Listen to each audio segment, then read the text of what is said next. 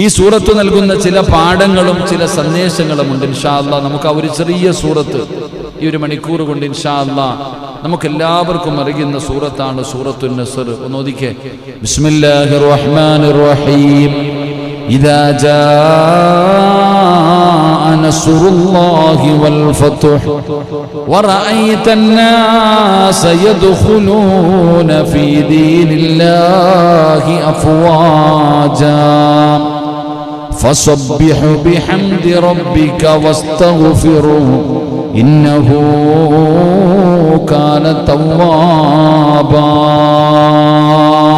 സൂറത്തുൻ നസ്ർ എന്താണ് അതിന്റെ അർത്ഥം? അല്ലാഹുവിന്റെ പരിശുദ്ധമായ ഖുർആൻ പറയുന്നു, ഇദാ ജാഅ നസ്റുല്ലാഹി വൽ ഫത്ഹ്, അല്ലാഹുവിന്റെ സഹായവും വിജയവും വന്നു കിട്ടിയാൽ ജനങ്ങൾ അല്ലാഹുവിന്റെ മതത്തിൽ കൂട്ടം കൂട്ടമായി പ്രവേശിക്കുന്നത് നീ കാണുകയും ചെയ്താൽ നീ നിന്റെ രക്ഷിതാവിനെ സ്തുതിക്കുന്നതിനോടൊപ്പം നീ അവനെ പ്രകീർത്തിക്കുകയും നീ അവനോട് പാപമോചനം തേടുകയും ചെയ്യുക. തീർച്ചയായും അവന് പശ്ചാത്താപം സ്വീകരിക്കുന്നവനാണ്. ഇതാണ് പരിശുദ്ധമായ ഖുർആൻ സൂറത്തുൻ നസ്ർ. അതിൻ്റെ ഒരു ഏകദേശമുള്ള ഒരു തർജിമയാണ്, ഒരു പരിഭാഷയാണ് എൻ്റെ പ്രിയപ്പെട്ട സഹോദരങ്ങളെ ഈ ഒരൊറ്റ ആയത്തിൻ്റെ ഈ വിശദീകരണം. നമുക്കിതിനെക്കുറിച്ചൊന്ന് പഠിക്കാം. എന്താണ് അള്ളാഹു ഈ സൂറത്തിലൂടെ നമുക്ക് പഠിപ്പിച്ചു തരുന്നത്? നാമൊക്കെ പാരായണം ചെയ്യുന്ന ഈ സൂറത്തിലൂടെ അള്ളാഹു നമുക്ക് പഠിപ്പിച്ചു തരുന്നത് എന്താണ്? ഇതിൽ നിന്ന് ഒരു മനുഷ്യന് പഠിക്കാനുള്ള പാഠം എന്താണ്? എന്താണ് അവൻ ഉൾക്കൊള്ളേണ്ടത്? എന്താണ് ഈ ഖുർആനിലെ ഈ സൂറത്ത് നമുക്ക് പറഞ്ഞു തരുന്നത് എന്ന് മനസ്സിലാക്കേണ്ട ബാധ്യത എനിക്കും നിങ്ങൾക്കുമുണ്ട്. അല്ലാതെ നിസ്കരിക്കുന്ന സമയത്ത് വെറുതെ ഇങ്ങനെ ഓതിക്കളയലും മാത്രമല്ല. എന്റെ പ്രിയപ്പെട്ട സഹോദരങ്ങളെ, അല്ലാഹുവിന്റെ പരിശുദ്ധമായ ഖുർആൻ സൂറത്തുൻ നസ്ർ നമുക്ക് പറഞ്ഞു തരികയാ. ഇന്നത്തെ സാഹചര്യങ്ങളിലൂടെ കടന്നു പോകുമ്പോൾ ഇന്നത്തെ സാഹചര്യങ്ങളിൽ നമ്മൾ വ്യക്തമായി മനസ്സിലാക്കേണ്ട ഒരു അധ്യായമാണ് സൂറത്തുൻ നസ്ർ.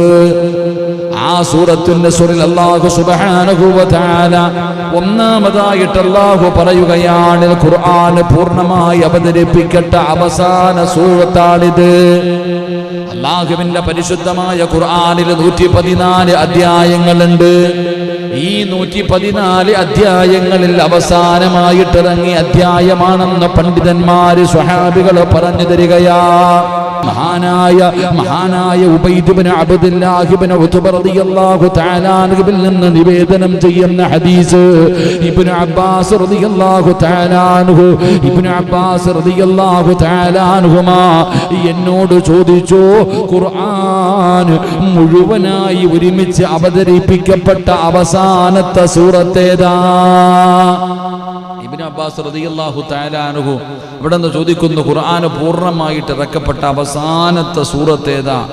എൻ്റെ പ്രിയപ്പെട്ട സഹോദരങ്ങളെ, മഹാനവറുകൾ ആ സമയത്ത് പറഞ്ഞു, ഏതാണെന്ന് നിനക്കറിയുമോ? ഇബ്നു അബ്ബാസ് തങ്ങൾ ചോദിക്കുകയാ, ഏതാണെന്ന് നിനക്കറിയുമോ?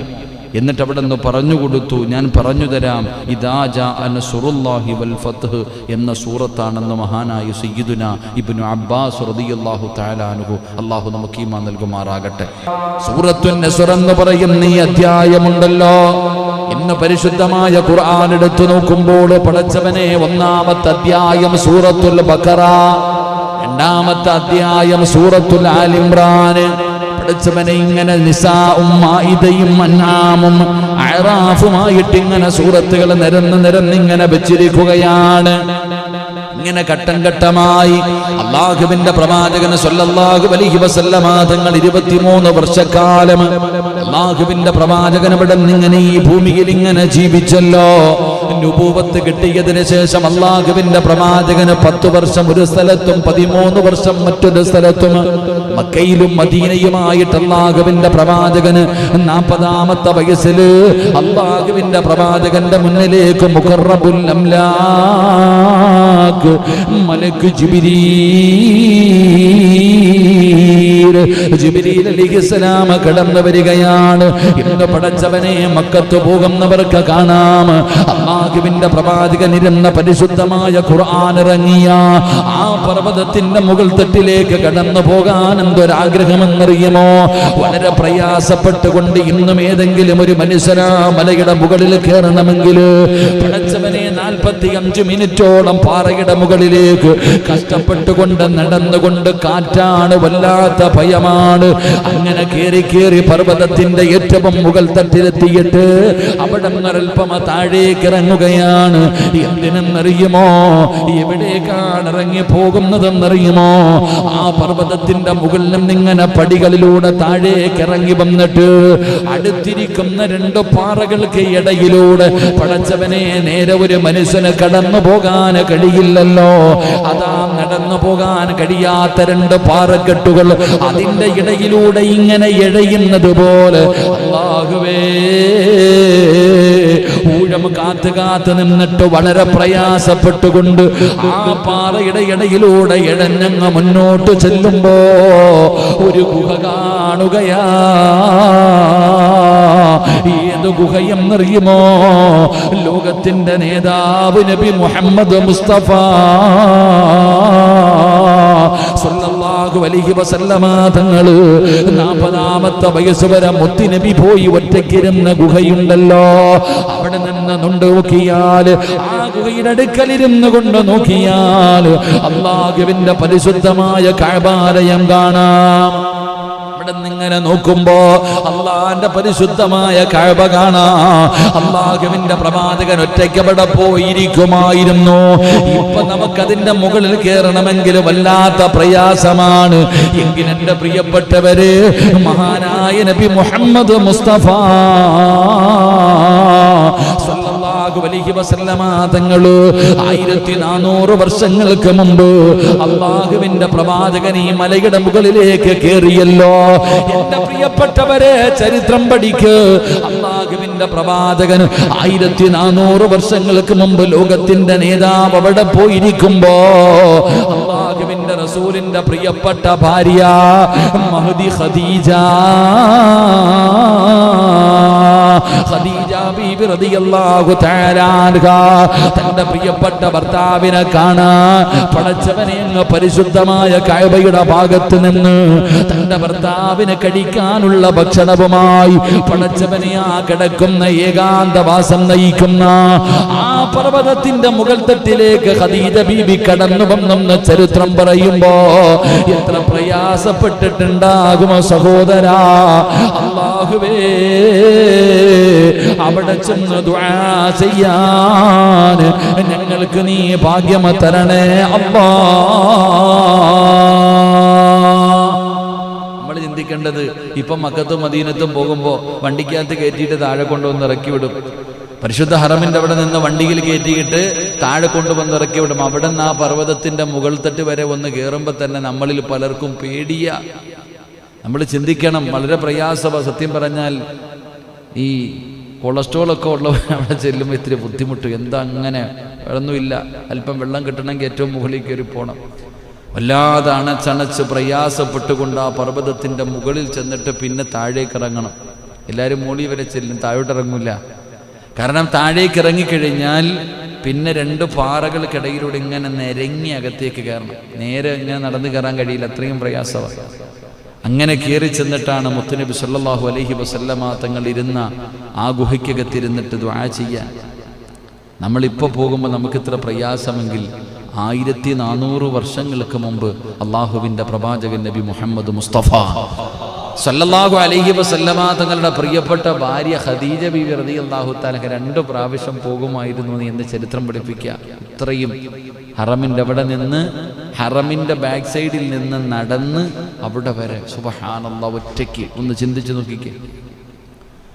നാം ഒന്ന് ആലോചിച്ച് നോക്കണം. ഇതൊക്കെയാണ് കഷ്ടപ്പാട്. അള്ളാഹു നമുക്ക് ഈമാൻ നൽകുമാറാകട്ടെ. ആ ഗുഹയ്ക്കകത്ത് പ്രവാചകൻ ഒറ്റയ്ക്കിരിക്കുമ്പോഴാണ് മഹാനായ മുഖറബുൽ അംലാഖ് മലക്ക് ജിബ്രീൽ അലൈഹിസ്സലാം ഇറങ്ങി വന്നിട്ട് പരിശുദ്ധമായ ഖുർആനിന്റെ ഒന്നാമത്തെ ആയത്ത് ഓതുകയാണ്. ഇഖ്റഉ ബിസ്മി റബ്ബിക്കല്ലദീ ഖലഖ് ഖലഖൽ ഇൻസാന മിൻ അലഖ്. അല്ലാഹുവിന്റെ പ്രവാചകന്റെ മുന്നിൽ പരിശുദ്ധമായ ഖുർആനിന്റെ ഒന്നാമത്തെ അധ്യായം അവിടെ നിന്ന് ഓതി കൊടുക്കുകയാണ്. പിന്നെ പടച്ചവനെ പല പല പ്രാവശ്യങ്ങളിൽ ഇങ്ങനെ സൂറത്തുകൾ ഇറങ്ങുകയാണ്. അവസാനമല്ലാ എങ്ങനെയാണ് പരിശുദ്ധമായ ഖുർആൻ പൂർണ്ണമായതെന്നറിയുമോ? അവസാനമായിട്ടിറങ്ങിയ അധ്യായം ഏതെന്നറിയുമോ? അവസാനമായിട്ടിറങ്ങിയ സൂറത്ത് ഏതെന്നറിയുമോ? അവിടെ നിന്ന് പറയുകയാണ്, അൻ ഉബൈദില്ലാഹി ഇബ്നു അബ്ദില്ലാഹി ഇബ്നു ഉത്ബ റളിയല്ലാഹു തആല അൻഹു ഖാല ലീ ഇബ്നു അബ്ബാസ് റളിയല്ലാഹു തആല അൻഹു തഅലമു വഖാല ഹാറൂൻ തദ്രി ആഖിറു സൂറത്തിൻ نزلت من القرآن نزلت جميع كلنا قلت نعم إذا جاء نصر الله. എന്റെ പ്രിയപ്പെട്ടവരെ, പരിശുദ്ധമായ ഖുർആനിൽ അവസാനമായിട്ടിറങ്ങിയ അധ്യായം അത് സൂറത്തുൻ നസ്ർ ആണെന്ന് മഹാന്മാര് പഠിപ്പിക്കുകയാ. മഹാനായ ഉബൈദ് ഇബ്നു അബ്ദില്ലാഹി ഇബ്നു ഉത്ബ റളിയല്ലാഹു തആല അൻഹുവിൽ നിന്ന് നിവേദനം ചെയ്യുന്ന ഹദീസ് ഇബ്നു അബ്ബാസ് റളിയല്ലാഹു തആല അൻഹുമാ എന്നോട് ചോദിച്ചു, ഖുർആൻ മുഴുവനായി ഒരുമിച്ച് അവതരിപ്പിക്കപ്പെട്ട അവസാനത്തെ സൂറത്തേതാ? ഇബ്നു അബ്ബാസ് റളിയല്ലാഹു തആല അൻഹു ഇവിടെ നിന്ന് ചോദിക്കുന്നു, ഖുർആൻ പൂർണ്ണമായിട്ട് ഇറക്കപ്പെട്ട അവസാനത്തെ സൂറത്തേതാ? എൻ്റെ പ്രിയപ്പെട്ട സഹോദരങ്ങളെ, മഹാനവറുകൾ ആ സമയത്ത് പറഞ്ഞു, ഏതാണെന്ന് നിനക്കറിയുമോ? ഇബ്നു അബ്ബാസ് തങ്ങൾ ചോദിക്കുകയാ, ഏതാണെന്ന് നിനക്കറിയുമോ? എന്നിട്ട് അവിടെ നിന്ന് പറഞ്ഞു കൊടുത്തു, ഞാൻ പറഞ്ഞു തരാം, ഇദാ ജാഅ നസ്റുല്ലാഹി വൽ ഫത്ഹ് എന്ന സൂറത്താണെന്ന് മഹാനായ സയ്യിദുനാ ഇബ്നു അബ്ബാസ് റളിയല്ലാഹു തആല അൻഹു. അല്ലാഹു നമുക്ക് ഈമാൻ നൽകുമാറാകട്ടെ. പല പല സൂറത്തുകൾ പലതും പറയുന്നുണ്ട്. اليوم أكملت لكم دينكم وأتممت عليكم نعمتي ورضيت لكم الإسلام دينا. ഈ ആയത്താണെന്ന് പറയുന്നവരുണ്ട്. എങ്കിലും ഇബ്നു അബ്ബാസ് റളിയല്ലാഹു തആല അൻഹു സാധാരണ സഹാബിയല്ല, ഖുർആനുമായിട്ട് അത്രയും ബന്ധമുള്ള സ്വഹാബി പറയുന്നു, അവസാനത്തെ അധ്യായം അവസാനമായിട്ടിറങ്ങിയ സൂറത്ത്. നമുക്ക് അങ്ങനെ കാണാം, ആയത്ത് എന്നല്ല പറഞ്ഞത്, അവസാനമായിട്ടിറങ്ങിയ അധ്യായം അത് സൂറത്തുൻ നസ്ർ ആയിരുന്നു എന്ന് മഹാനവറുകൾ പഠിപ്പിക്കുന്നു. അല്ലാഹു നമുക്ക് ഈമാൻ നൽകുമാറാകട്ടെ.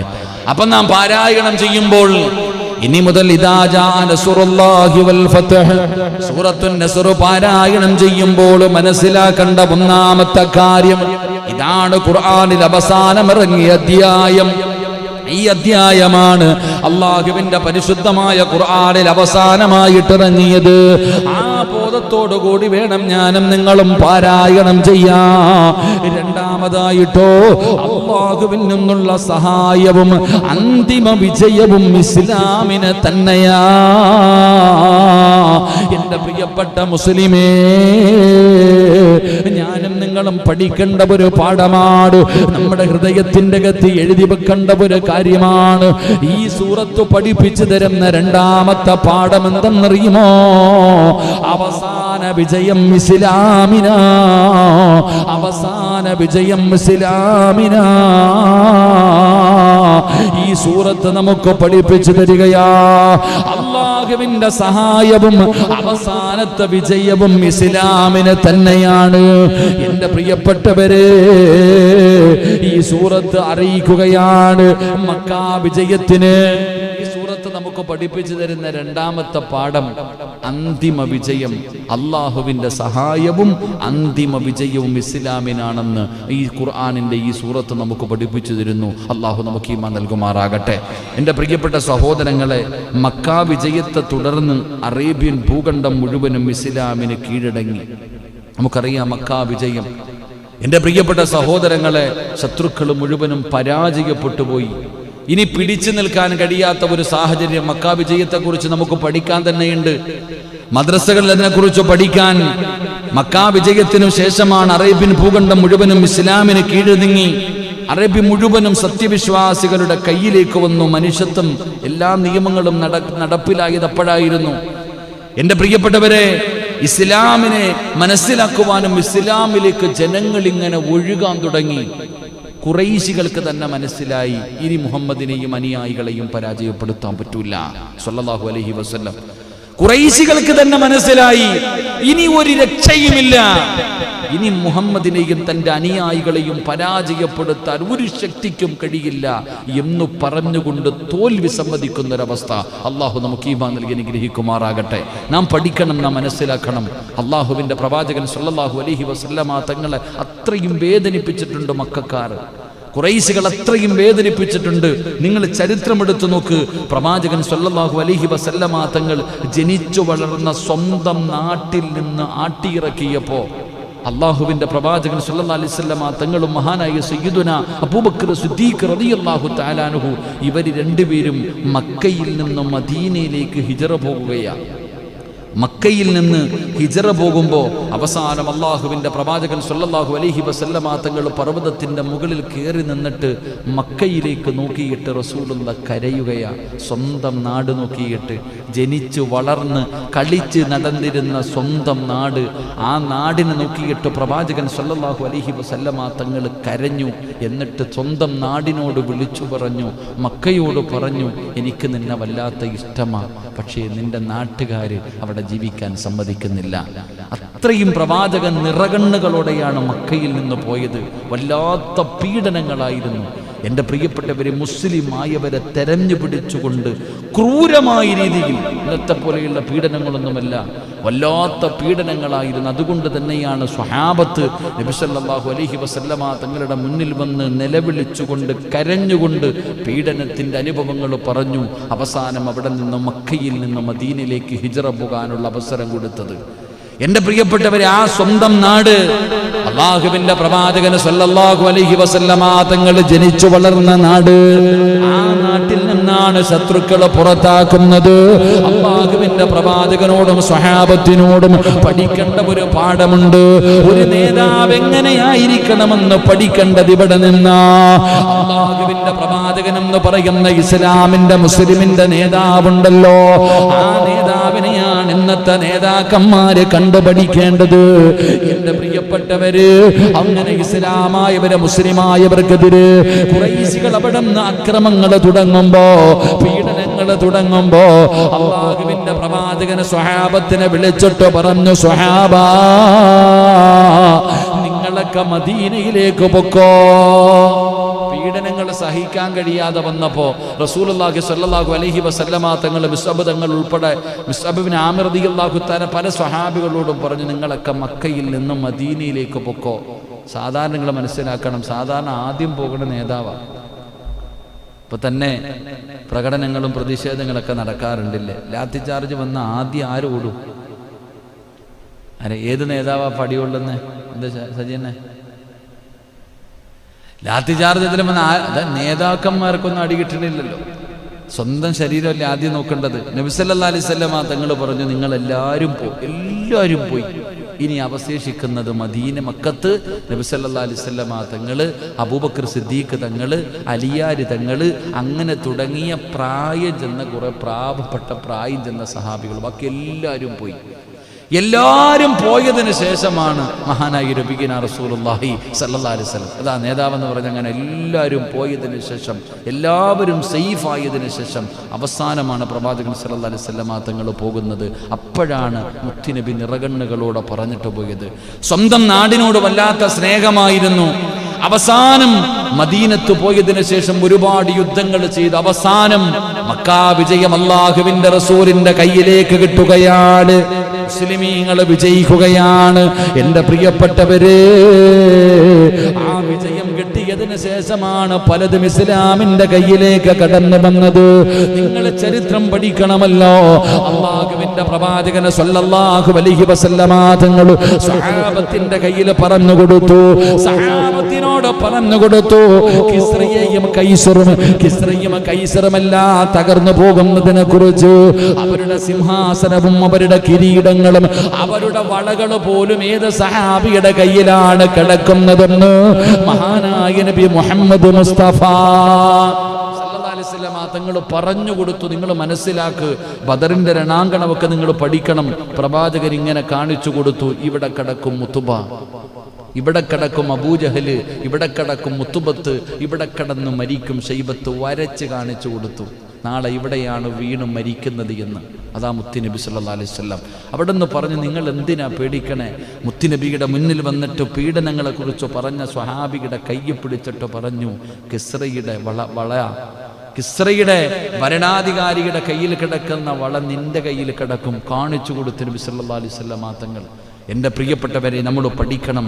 അള്ളാഹുവിൻ്റെ ദീൻ, അള്ളാഹുവിൻ്റെ സഹായമുണ്ടാകും, അന്തിമ വിജയവും നമുക്ക് തന്നെയാണ്. അള്ളാഹു നമുക്ക് ഈമാൻ നൽകുമാറാകട്ടെ. സംശയം വല്ലതും ഉണ്ടോ?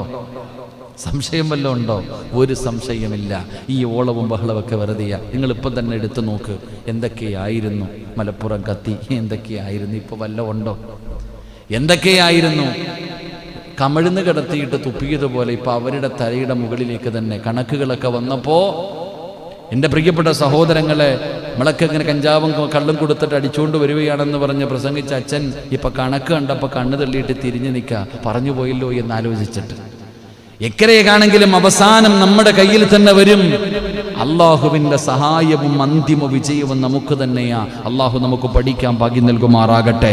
എൻ്റെ പ്രിയപ്പെട്ട സഹോദരങ്ങളെ, അള്ളാഹുവിൻ്റെ ദീനിലേക്ക് കൂട്ടം കൂട്ടമായിട്ട് ഒഴുകുകയല്ലേ? അള്ളാഹുവിൻ്റെ ദീനിലേക്ക് കൂട്ടം കൂട്ടമായി ജനങ്ങൾ ഇങ്ങനെ വരികയാ. ആരും വഅദ് പറഞ്ഞിട്ട് കൊണ്ടുവന്നതല്ല. അള്ളാഹുവിൻ്റെ ദീൻ മനസ്സിലാക്കിയപ്പോൾ ഇസ്ലാമിൻ്റെ ശത്രുക്കൾ സ്വന്തമായിട്ട് പരാജയം സമ്മതിച്ചു. ഞങ്ങൾ തോറ്റു, ഞങ്ങൾക്കറിയാം ഇനി നിങ്ങളെ തോൽപ്പിക്കാൻ പറ്റൂല, ഞങ്ങൾക്കിനി നിങ്ങളെ തോൽപ്പിക്കാൻ കഴിയില്ല, നിങ്ങളുടെ ഈമാൻ, നിങ്ങളുടെ ശക്തിക്ക് മുമ്പിൽ ഞങ്ങൾ തോറ്റുപോയി എന്ന് പറഞ്ഞ് ഖുറൈശികൾ വന്നിട്ട് മുട്ടുമടക്കുന്ന ഒരവസ്ഥയിലേക്ക് കടന്നു വന്നു എന്ന് ചരിത്രം പഠിപ്പിക്കുന്നു. അള്ളാഹു നമുക്ക് ഈമാൻ നൽകുമാറാകട്ടെ. അതാണ് അള്ളാഹുവിൻ്റെ ദീനിൻ്റെ പവർ, അതാണ് അള്ളാഹുവിൻ്റെ ദീനിൻ്റെ പവർ, പരിശുദ്ധമായ ഖുർആനിൻ്റെ പവർ. അബൂജഹൽ പറയുമായിരുന്നു, നിങ്ങൾ മുഹമ്മദ് ഖുർആൻ ഓതുമ്പോൾ കേൾക്കരുത്, ചെവിക്കകത്ത് കൈയിട്ടുകൊണ്ട് നടക്കണം. എന്തേ നമ്മൾ മനസ്സിലാക്കേണ്ടത്?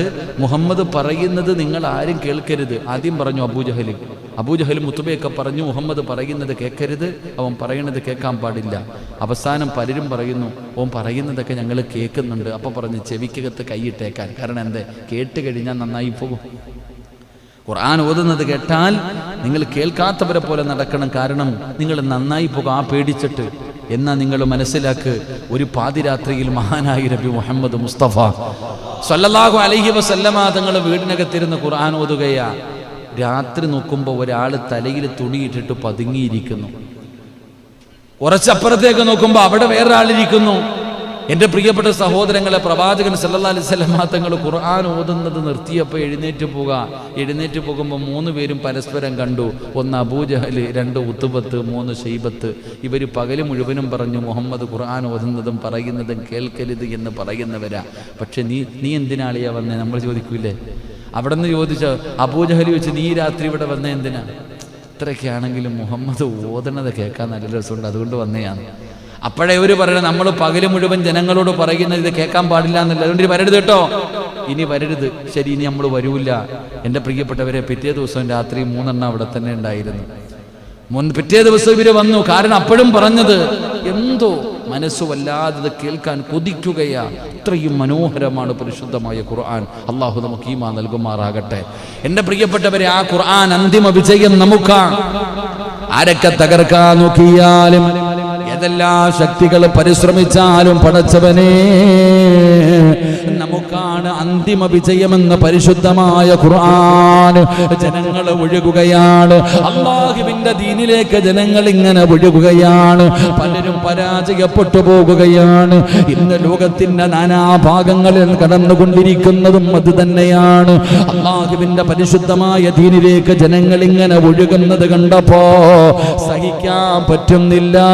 ആ ആകെ തകർന്നു പോവുകയാണ്. കാലിനടിയിലെ മണ്ണ് പോലും ഒലിച്ചു പോകുന്നത് വരുമ്പോൾ, അങ്ങനെ കാലിനടിയിലെ മണ്ണ് പോലും ഒലിച്ചു പോകുന്നത് കാണുമ്പോ പിടിച്ചു നിൽക്കാൻ കഴിയാതെ ഇസ്ലാമിന് ഒരുപാട് പട്ടങ്ങൾ ചാർത്തുകയാണ്. ഭീകരവാദിയെന്നും തീവ്രവാദിയെന്നും പടച്ചവനെ പല പല മോഡലുകളിൽ പരിശുദ്ധമായ ദീനിനെ സമൂഹത്തിന്റെ മുന്നിൽ, ജനങ്ങളുടെ മുന്നിൽ വളരെ മോശമായി ചിത്രീകരിക്കാൻ തുടങ്ങിയിരിക്കുകയാണ്. ഇത് പണ്ടുമുണ്ടായിരുന്ന സഹോദര, ഒരുപാട് പേര് പരിശ്രമിച്ചവരാണ് അല്ലാഹുവിന്റെ ദീനിനെ തരം താഴ്ത്താൻ, അല്ലാഹുവിന്റെ ദീനിനെ നശിപ്പിക്കാൻ, അല്ലാഹുവിന്റെ ദീനിനെ തകർത്ത് കളയാൻ പലരും പരിശ്രമിച്ചിട്ട് എല്ലാവരും പരാജയപ്പെട്ടു പോയതാണ്. അതുകൊണ്ട് പരിശുദ്ധമായ ഖുർആൻ സൂറത്തുൻ നസ്ർ പറയുകയാ, അന്തിമ വിജയം ഇസ്ലാമിനാ. മൈക്ക് കെട്ടിക്കെട്ട് വഅദ് പറയുന്നവനുമറിയാ, ഇസ്ലാമിന്റെ ഏറ്റവും വലിയ ശത്രുവിനുമറിയാ ഒരു ദിവസം പരാജയപ്പെടുമെന്ന്. അവസാന വിജയം ഇസ്ലാമിനാണെന്ന് അവർക്ക് തന്നെ അറിയാ. അതുകൊണ്ട് ഈ സൂറത്ത് പഠിപ്പിച്ചു തരുന്ന രണ്ടാമത്തെ പാഠം എന്തെന്നറിയുമോ? അവസാന വിജയം നമ്മൾക്കാ. അതുകൊണ്ട് മുസ്ലിമേ ഭയപ്പെടണ്ട, പേടിക്കണ്ട മോനെ, നിനക്കാടാ വിജയമിരിക്കുന്നത്. എല്ലാവരും നിന്റെ മുന്നിൽ പരാജയപ്പെട്ടു പോകുകയാണ്. അതുകൊണ്ട് പേടിക്കണ്ട. ഇതൊക്കെ ഇങ്ങനെ കാണിക്കുന്നത് കണ്ടുകൊണ്ട് നീ ഭയപ്പെടണ്ട. മൂന്നാമതായിട്ടോ, ഈ മതത്തിൽ അല്ലാഹുവിന്റെ സഹായം തുടർന്നു കൊണ്ടിരിക്കുമെന്നുള്ളതിന്റെ അടയാളം ഈ സൂറത്ത് പഠിപ്പിച്ചു തരികയാ. അല്ലാഹുവിന്റെ സഹായമുണ്ടല്ലോ. ബദരീങ്ങളെ സഹായിച്ച അല്ലാഹ് ഉഹദിന്റെ രണാങ്കണത്തിലും പടച്ചവരെ പലപ്പോഴും സഹായിച്ച അല്ലാഹുണ്ടല്ലോ.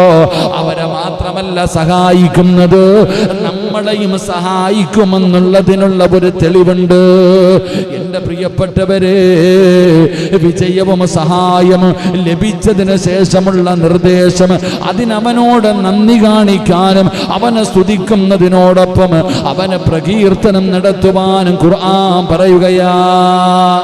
മൂന്നാമത്തെ കാര്യം, അല്ലാഹുവിന്റെ സഹായം ഖിയാമത്ത് നാൾ വരെ മുസ്ലിമീങ്ങൾക്കുണ്ടാകുമെന്ന് ഇതിനകത്ത് നമ്മൾ പഠിക്കേണ്ട മൂന്നാമത്തെ പാഠം. അല്ലാഹു ഈമാൻ നൽകുമാറാകട്ടെ. അല്ലാഹു ബദരീങ്ങളെ മാത്രമേ സഹായിക്കത്തുള്ളൂ? ഇല്ല, നമ്മളെയും സഹായിക്കും. അല്ലാഹ് ആരെന്നറിയോ? നിങ്ങൾ പഠിക്കേണ്ട ഒരു പാഠമുണ്ട്. അല്ലാഹു എത്ര വലിയവനാണെന്ന് മനസ്സിലാക്കണം.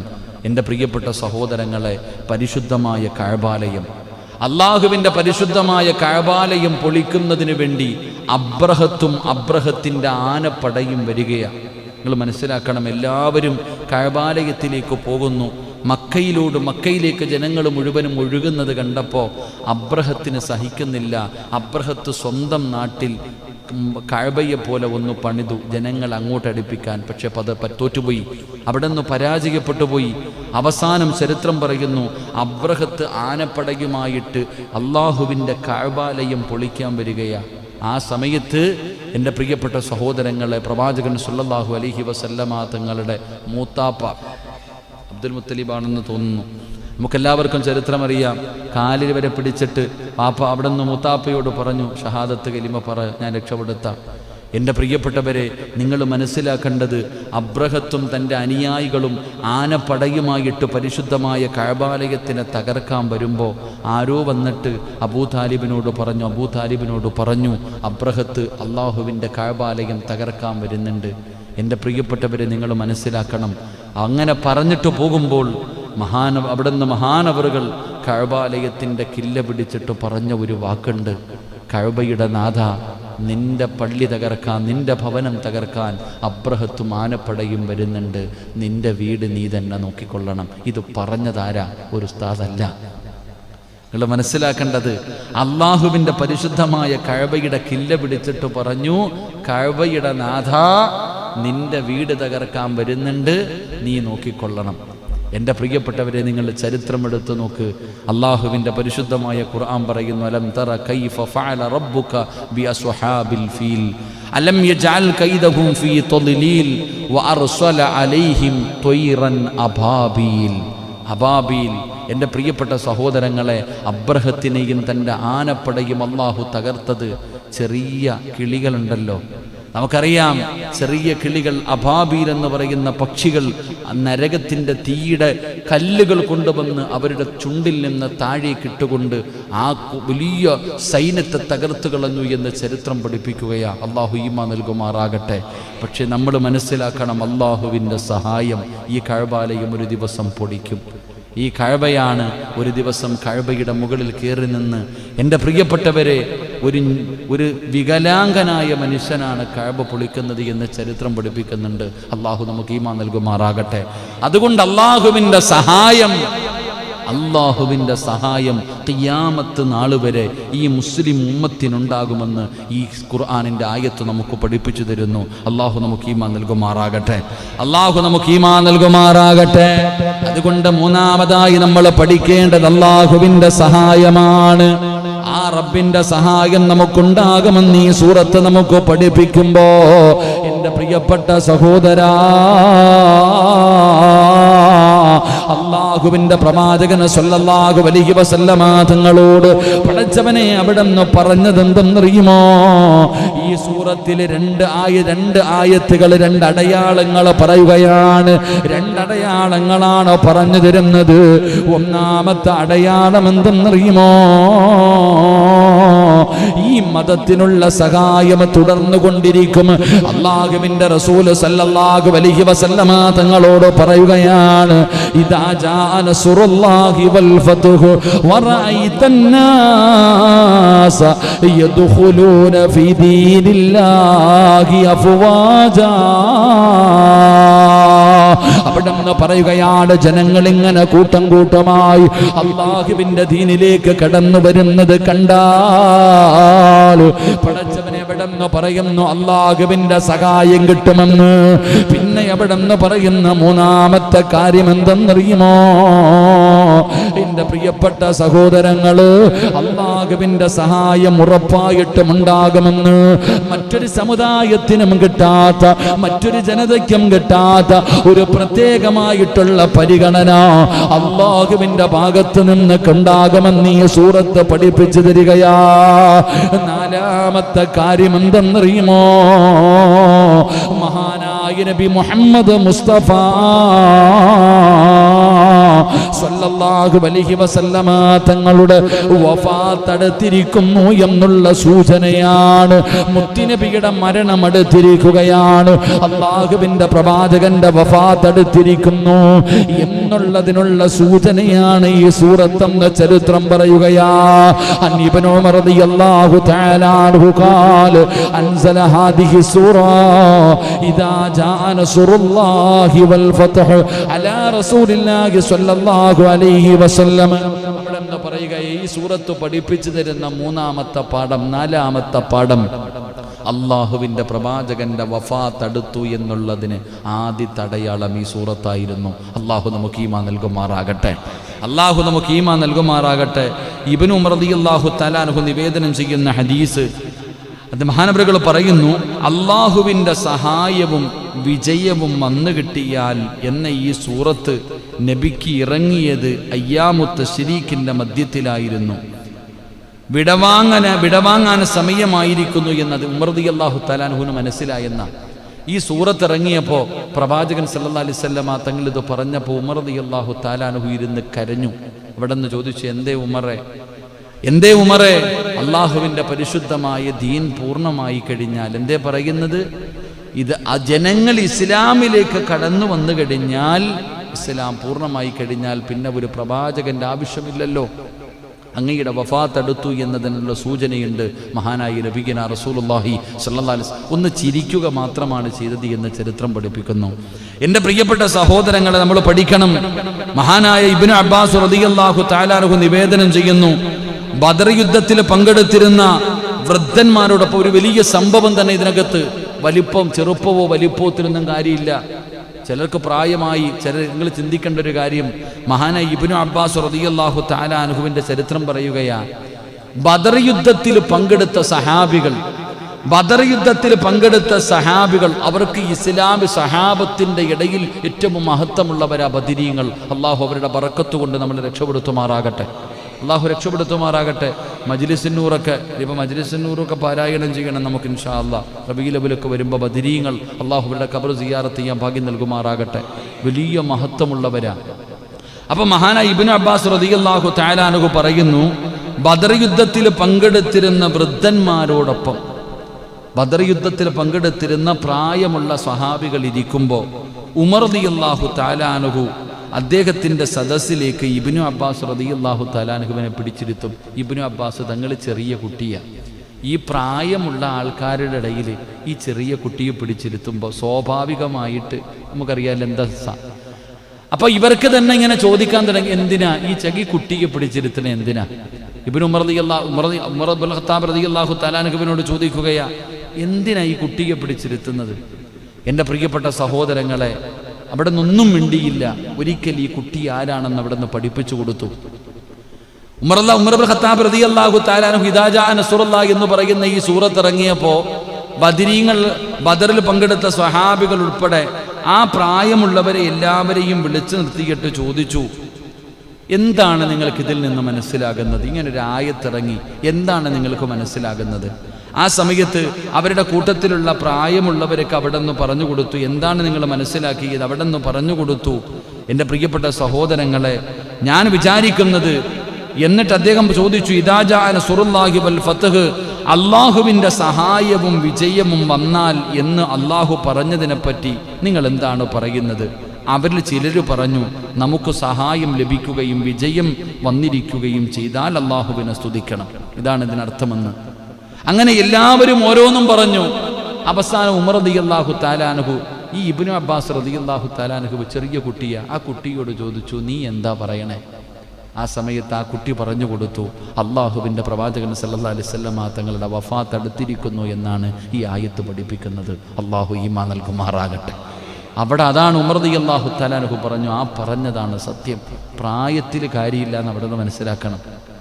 അറിവിൻ്റെ വിഷയം താടിയോ തലപ്പാവിലോ അല്ല, പ്രായത്തിലോ അല്ല. എൻ്റെ പ്രിയപ്പെട്ടവരെ, അങ്ങനെ കുട്ടിയാണെങ്കിൽ പോലും നമ്മൾ ചെയ്യേണ്ട ചില കാര്യങ്ങളുണ്ട് എന്ന് ഈ ചരിത്രം നമുക്ക് പഠിപ്പിക്കുകയാ. അതുകൊണ്ട് എൻ്റെ പ്രിയപ്പെട്ട സഹോദരങ്ങളെ, മഹാനായ നബി മുഹമ്മദ് മുസ്തഫ സല്ലല്ലാഹു അലൈഹി വസല്ലമ തങ്ങളോട് അവിടെ നിന്ന് പറയുകയാണ്, വിജയവും സഹായവും ലഭിച്ചു കഴിഞ്ഞാൽ അല്ലാഹുവിലേക്ക് നന്ദി രേഖപ്പെടുത്തിക്കൊള്ളണം. റസൂലുള്ളാഹി തങ്ങളോട് അല്ലാഹു പറയുകയാണ്, ഫസബ്ബിഹു ബിഹംദി റബ്ബിക വസ്തഗ്ഫിറുഹു ഇന്നഹു കാന തവ്വാബാ. അല്ലാഹുവിന്റെ പ്രവാചകനോട് അല്ലാഹ് പറയുകയാണ്, നബിയേ, അങ്ങയുടെ ജോലി കഴിഞ്ഞു നബിയേ, ഇസ്ലാം പരിപൂർണമായിരിക്കുന്നു. ജനങ്ങൾ മുഴുവനും ഇസ്ലാമിലേക്ക് ഒഴുകിക്കൊണ്ടിരിക്കുകയാണ്. ഇനി അങ്ങയുടെ ആവശ്യമില്ല, അങ്ങയുടെ ജോലി പൂർണ്ണമായിരിക്കുകയാണ്. അതുകൊണ്ട് മരണം അടുത്തു നബിയേ. ഫസബ്ബിഹു ബിഹംദി റബ്ബിക, അല്ലാഹുവിലേക്ക് മടങ്ങാ സമയമായി, അല്ലാഹുവിലേക്ക് മടങ്ങാ സമയമായി. അതുകൊണ്ട് നബിയേ, ഇബാദത്തുകൾ അധികരിപ്പിച്ചോ, മരണത്തിന് വേണ്ടി ഒരുങ്ങിക്കോ, അല്ലാഹുവിന്റെ മുന്നിലേക്ക് പോകാനുള്ള തയ്യാറെടുപ്പുകൾ നടത്തിക്കോ. അതാ അവിടെ നിന്ന് പറയുകയാണ്, വസ്തഗ്ഫിറുഹു ഇന്നഹു കാന തവ്വാബാ. അല്ലാഹുവിന്റെ പ്രവാചകനോട് പോലും അല്ലാഹു ഓർമ്മപ്പെടുത്തുകയാണ്, ഈ ലോകം തന്നെ സൃഷ്ടിക്കാൻ കാരണക്കാരനായ, ഈ ലോകം മുഴുവനും സൃഷ്ടിക്കാൻ കാരണക്കാരനായ മഹാനായ നബി മുഹമ്മദ് മുസ്തഫ സല്ലല്ലാഹു അലൈഹി വസല്ലമ തങ്ങളോട് പോലും അല്ലാഹു പറയുന്ന, ഒരുങ്ങു നബിയേ, സമയമടുത്തു നബിയേ, ഇബാദത്തുകൾ അധികമായി ചെയ്യ് നബിയേ, മരണത്തിന് വേണ്ടിയുള്ള തയ്യാറെടുപ്പുകൾ നടത്തു. അല്ലാഹുവിന്റെ പ്രവാചകന് പോലും അവിടെ നിന്ന് പറഞ്ഞു കൊടുത്തെന്ന് ചരിത്രം പറയുമ്പോ അല്ലാഹുവിന്റെ റസൂലിന്റെ ചരിത്രം എടുത്തു നോക്ക്. പിന്നെ പ്രവാചകൻ അവിടെ നിന്ന് ഇബാദത്തുകൾ അധികരിപ്പിക്കുകയാണ്. അല്ലാഹുവിന്റെ റസൂൽ അവിടെ നിന്ന് നിസ്കാരങ്ങൾ അധികരിപ്പിക്കുകയാ. കാല് നീര് കെട്ടുന്ന രീതിയിൽ അല്ലാഹുവിന്റെ പ്രവാചകൻ നിന്ന് നിസ്കരിക്കുമ്പോ രണ്ട് കാലുമങ്ങ് നീര് കെട്ടുകയാണ്, രണ്ട് കാലുമങ്ങ് നീര് കെട്ടുകയാണ്. ആയിഷാ ബീബി റളിയല്ലാഹു തആല അല്ലാഹുവിന്റെ റസൂലിനോട് ചോദിക്കുന്നു, നബിയേ യാ അല്ലാഹുവിന്റെ നബിയേ, എന്തിനാ നബിയേ അങ്ങയുടെ പാപങ്ങൾ മുഴുവനും അല്ലാഹു പുറത്തു തന്നിട്ടുണ്ടല്ലോ, ഇനി എന്തെങ്കിലും വന്നാലും പുറത്തു തരുമല്ലോ, അങ്ങല്ലേ സ്വർഗം തുറക്കുന്നത്, പിന്നെ എന്തിനാ ഇങ്ങനെ കഷ്ടപ്പെടുന്നത്? രാത്രി കാലങ്ങൾ മുഴുവനും ഈ കാല് നീര് കെട്ടുന്ന രീതിയിൽ എന്തിനാ നിസ്കരിക്കുന്നത്? മുത്തുനബിയോട് ചോദിക്കുമ്പോ അല്ലാഹുവിന്റെ റസൂൽ പറഞ്ഞ മറുപടി എന്തെന്നറിയുമോ? അഫലാ അകൂന അബ്ദൻ ശകൂറാ, അല്ലാഹുവിനോട് നന്ദിയുള്ള ഒരടിമയാകണ്ടേ ആയിഷ? പടച്ചവനെ, പ്രവാചകന്റെ ഇബാദത്തുകൾ ഇരട്ടിയാക്കുകയാണ്. അവിടുന്ന് രാത്രി മുഴുവനും നിസ്കാരങ്ങൾ പടച്ചവനെ അമിതമായി നിസ്കരിക്കുകയാണ്. എല്ലാ പ്രാവശ്യവും ഒരു ഖത്തമോദിയ മുത്തുനബി 2 പ്രാവശ്യം അവിടുന്ന് ഖത്തം തീർക്കുകയാണ്. ഒരുപാട് നന്മകൾ തുടങ്ങി, സദഖകൾ വർദ്ധിപ്പിച്ചു. അല്ലാഹുവിന്റെ റസൂലിന്റെ ജീവിതത്തിൽ മാറ്റം വരാൻ തുടങ്ങി. എന്തിനു വേണ്ടി എന്നറിയുവോ? മരണത്തിന് വേണ്ടിയുള്ള ഒരുക്കമാ. അല്ലാഹുവിന്റെ മുന്നിലേക്ക് പോകുമ്പോ എന്തെങ്കിലും വേണമല്ലോ. റബ്ബിന്റെ മുന്നിലേക്ക് കടന്നു ചെല്ലുമ്പോ രക്ഷപ്പെടുന്നതിന് വേണ്ടി എന്തെങ്കിലും വേണമല്ലോ. അതുകൊണ്ട് പ്രവാചകൻ അവിടുന്ന് മരണത്തിന് വേണ്ടിയുള്ള തയ്യാറെടുപ്പുകൾ നടത്തുകയാ. ഈ സദസ്സിലിരിക്കുന്നവരെ, നമുക്കിതുപോലെ അടയാളങ്ങൾ വന്നില്ലേ? നമുക്ക് മഹാനായ നബിയനാ റസൂലുള്ളാഹി 3 സ്വലാത്ത് സല്ലല്ലാഹു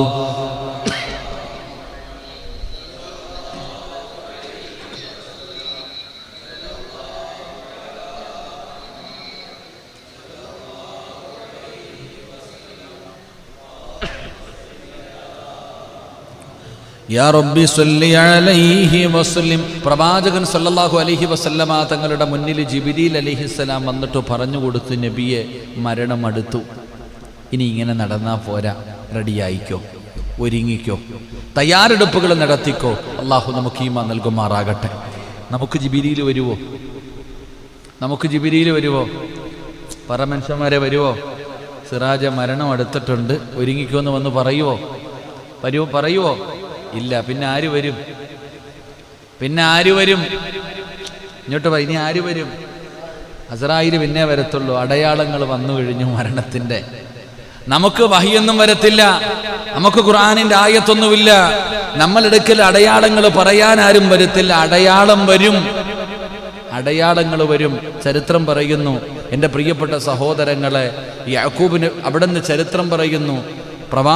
ദാവൂദ് നബി അലൈഹിസ്സലാം, യാക്കൂബ് നബിയുടെ ചരിത്രം പറയുന്നു. യാക്കൂബ് നബിയും അസ്രായീൽ അലൈഹിസ്സലാമും തമ്മിൽ വലിയ കൂട്ടുകാരാ. ഇടയ്ക്കിടയ്ക്ക് ഇങ്ങനെ കാണാൻ വരും. അവരങ്ങനെ ഇടയ്ക്കിടയ്ക്ക് കാണാൻ വരും. അപ്പൊ ഒരിക്കൽ വന്നപ്പോ ഇങ്ങനെ ചോദിച്ചു, ഞാൻ എപ്പോഴാ മരിക്കണേന്നൊന്ന് പറഞ്ഞു തരുമോ?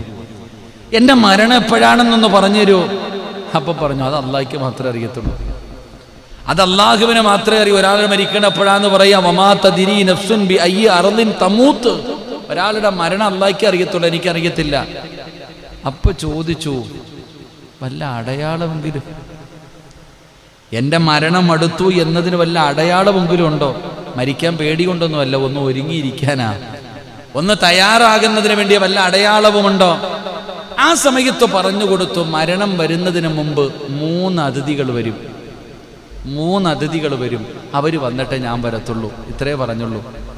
എൻ്റെ പ്രിയപ്പെട്ട സഹോദരങ്ങളെ, ചരിത്രം പറയുന്നു, ഒരു ദിവസം അസ്രായീൽ, കുറേ കാലം കഴിഞ്ഞിട്ട് അസ്രായീൽ അലൈഹിസ്സലാം റൂഹ് പിടിക്കാൻ വേണ്ടി വന്നു. അപ്പോൾ അവിടെ നിന്ന് ചോദിച്ചു, നീയല്ലേ പറഞ്ഞ 3 അതിഥികൾ വരുമെന്ന്, ഇതുവരെ ആരും വന്നില്ലല്ലോ. 3 അതിഥികൾ വരുമെന്ന് നീ പറഞ്ഞല്ലോ, ഇതുവരെ ആരും വന്നില്ല. അപ്പോഴാ പറഞ്ഞ, ആരാ പറഞ്ഞ് വന്നില്ല എന്ന്? അവിടെ നിന്ന് ഒന്നാമതായിട്ട് ചോദിച്ചു, ബയാലു ഷൈരിക ബഅദ സവാദി, തലയിലെയും താടിയിലെയും കറുത്ത രോമങ്ങളുടെ നിറം മാറി വെളുത്തതായില്ലേ, അതായിരുന്നു ഒന്നാമത്തെ അടയാളം. അള്ളാഹു നമുക്ക് ഈമാൻ നൽകുമാറാകട്ടെ. ഒന്നാമത്തെ അടയാളം എന്തായിരുന്നു? കറുത്ത രോമങ്ങളൊക്കെ വെളുത്തു. കറുത്ത രോമങ്ങളൊക്കെ ഇല്ലേ, വെളുത്തില്ലേ? വെളുത്തോ? നോക്കട്ടെ. മൊത്തം വെളുത്ത് കേട്ടാ ഉറച്ചവനെ പാവപ്പെട്ടെ. വെളുത്തില്ലേ? അത് വണ്ണൻ്റെ തലയിൽ കറുത്ത വല്ലതും ഉണ്ടോ നോക്കണേ. വെളുത്ത രോമങ്ങൾ നമ്മുടെ ശരീരത്ത് കാണുക, അത് മരണത്തിൻ്റെ അടയാളമാ. അള്ളാഹു നമുക്ക് ഈമാൻ നൽകുമാറാകട്ടെ. എന്താ പറഞ്ഞ ഒരുങ്ങിക്കൊള്ളാൻ. നമുക്ക് ഇങ്ങനെയുള്ള അടയാളങ്ങളാ വരിക, ഇങ്ങനെയുള്ള അടയാളങ്ങളാണ് വരിക. അപ്പോൾ പുറകെ ഇരുന്നിട്ട് പുള്ളന്മാർ ചെറുപ്പക്കാർ പറയുക, എൻ്റെ മുടിയൊന്നും നരച്ചിട്ടില്ല കേട്ടാ. നരച്ചിട്ടുണ്ടോ? നമ്മുടെ മുടി നരച്ചിട്ടില്ല. അപ്പം അതിനടയാളം സമയമായില്ല എന്നല്ല, ചിലപ്പോൾ നരയ്ക്കൊന്നും വേണ്ട, ഒറ്റയടിക്ക് പോന്ന് കണ്ടിട്ടില്ലേ? മുടി നരച്ചാലേ മരിക്കൂ എന്നല്ല അതിനർത്ഥം. മുടിയൊന്നും നരയ്ക്കേണ്ട സമയമായ പോകും. ഇതൊരു അടയാളം മാത്രമേ ഉള്ളൂ. അള്ളാഹു നല്ല മരണം നൽകുമാറാകട്ടെ. അപ്പോൾ അള്ളാഹു പറയുകയാ, ഒരുങ്ങിക്കോ. എന്നോട് ഞാൻ പറയുന്നു, നിങ്ങളോട് നിങ്ങളുടെ മനസ്സാക്ഷിയോട്. നമ്മൾ മരണത്തിന് വേണ്ടിയുള്ള ഒരുക്കങ്ങൾ നടത്ത്. അള്ളാഹുവിൻ്റെ റസൂലിനോട് പോലും അള്ള പറഞ്ഞു ഒരുങ്ങാൻ. അപ്പൊ പിന്നെ നമ്മളൊരുങ്ങണോ? എങ്ങനെയാ ഒരുങ്ങേണ്ടത്? നല്ല ഇബാദത്തുകൾ അധികമായിട്ട് ഇബാദത്തുകൾ വർദ്ധിപ്പിക്ക്, നന്മകൾ അധികമായി ചെയ്യ്. നിസ്കാരമൊക്കെ എത്ര കലാക്കി, എത്ര നിസ്കാരം കലാക്കി. പടച്ചോനെ, എപ്പോഴും ഏറ്റവും കൂടുതൽ ആൾക്കാർ പെണ്ണുങ്ങൾ ചോദിക്കുന്നൊരു ചോദ്യമുണ്ട്, അതിനെക്കുറിച്ച് പഠിക്കണമെന്നിരിക്കുമായിരുന്നു. അള്ളാഹു ഈമാൻ നൽകുമാറാകട്ടെ. ഏറ്റവും കൂടുതൽ പെണ്ണുങ്ങൾ ചോദിക്കുന്നൊരു ചോദ്യം, ഫർദ് നമസ്കാരങ്ങൾ ഖളാ ആയി പോയിട്ടുണ്ടെങ്കിൽ അവർ പിന്നെ സുന്നത്ത് നിസ്കരിച്ചാൽ സ്വീകരിക്കില്ല എന്ന് പറയുന്ന ഒരു പരിപാടിയുണ്ട്. അങ്ങനെ ഫർദ് നമസ്കാരങ്ങൾ ഖളാ ആയി പോയിട്ടുണ്ടെങ്കിൽ അവർ പിന്നെ സുന്നത്ത് നിസ്കാരം നിസ്കരിച്ചിട്ട് കാര്യമില്ല എന്ന് പറയുന്ന രീതിയിൽ പലരും വിളിച്ച് ചോദിക്കാറുണ്ട്. അവരങ്ങനെ പറഞ്ഞു, ഇവരിങ്ങനെ പറഞ്ഞു. എന്താ അതിൻ്റെ മസലയെന്ന് എനിക്കും അറിയില്ല. നമ്മളങ്ങനെ കേട്ടിട്ടുണ്ട് നിങ്ങൾ? പലരും അങ്ങനെ വിളിച്ച് ചോദിക്കാറുണ്ട്. അള്ളാഹു നമുക്ക് പഠിക്കാൻ ഭാഗ്യം നൽകുമാറാകട്ടെ. അപ്പോൾ പിന്നെ സുന്നത്ത് നിസ്കരിക്കണ്ടല്ലോ. കുറേ ഫർദ് ഖളാ ആയിട്ടുണ്ടെന്ന് പറഞ്ഞിട്ട് വെറുതെ എങ്ങനെ ആ ഫർദ് വിട്ടാതെ പൊന്നാര ചങ്ങാതിമാരെ, ഓരോ വഖത്ത് നിസ്കരിക്കുമ്പോഴും അതിൻ്റെ കൂടെ സുന്നത്തുകൾ നിസ്കരിക്കണം.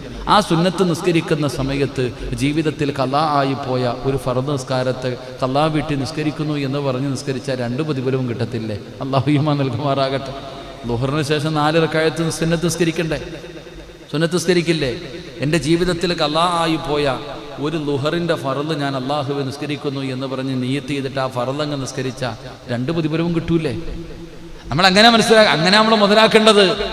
എൻ്റെ പ്രിയപ്പെട്ട സഹോദരങ്ങളെ, അല്ലാതെ അള്ളാഹുവെ ഖളാ ആയിപ്പോയി എന്ന് പറഞ്ഞിട്ട് ഇനി തഹജ്ജുദ് നിസ്കരിക്കാൻ പാടില്ല, ഇങ്ങനെയൊക്കെ ചില തെറ്റിദ്ധാരണകൾ പലർക്കുമുണ്ട്. ഇതിനെക്കുറിച്ച് ഉസ്താദന്മാരോടൊക്കെ ചോദിച്ചു പഠിക്കണം. അള്ളാഹു നമുക്ക് ഈമാൻ നൽകുമാറാകട്ടെ. എന്താ ഇപ്പം എൻ്റെ വാട്സപ്പിൽ ഇന്നൊരു മെസ്സേജ്, ഞാൻ അത്ഭുതപ്പെട്ടു പോയി. ഒരു സഹോദരി ചോദിക്കുന്നു, ഉസ്താദെ, മരിച്ച വീട്ടിൽ ദിക്ർ പറഞ്ഞു ഇത്ര, ഇന്ന് മരണ വീട്ടിൽ ദിക്റായിരുന്നു. ദിക്ർ പറഞ്ഞപ്പോൾ ലാ ഇലാഹ ഇല്ലല്ലാഹു ലാ ഇലാഹ ഇല്ലല്ലാഹ്. ഇത് 1 ആണോ 2 ആണോ? ഇതാ സംശയം. മരണ വീട്ടിൽ 70,000 പ്രാവശ്യം ലാ ഇലാഹ ഇല്ലല്ലാഹ് പറഞ്ഞ് നമ്മുടെ ബദർ യുദ്ധം നടന്നിട്ടുണ്ടെന്നാ തോന്നണേ. സഹോദരി മെസ്സേജ് ഇട്ടിരിക്കുന്നു, ഉസ്താദ് ഇത് 2 ആയിട്ടാണോ പരിഗണിക്കുന്നത്, 1 ആയിട്ടാണോ പരിഗണിക്കുന്നത്? അള്ളാഹു ഈമാൻ നൽകുമാറാകട്ടെ. എങ്ങനെയാ അപ്പം അത് പരിഗണിക്കുന്നത്? പറ.